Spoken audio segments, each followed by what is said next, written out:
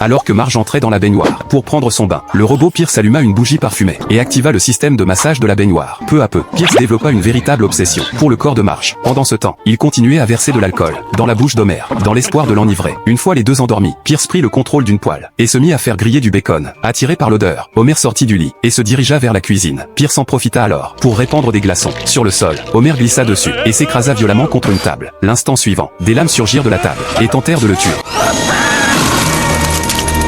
Le lendemain, Marge se réveilla et constata qu'Homer avait disparu. Puis, en regardant la photo de famille, elle remarqua qu'Homer avait été remplacé par Pierce. Marge comprit immédiatement que quelque chose n'allait pas. Mais à ce moment-là, même le téléphone était déjà sous le contrôle de Pierce. Marge n'eut alors d'autre choix que de s'enfuir avec ses 3 enfants dans les bras. Malheureusement, ils finirent par se retrouver piégés dans la maison. Pierce tenta alors de forcer Marge à avaler un sédatif. C'est à cet instant qu'un point surgit soudainement à travers le plancher. Homer était toujours vivant. Homer, you're alive! Yep, man 1, machine 0. How do you like that score?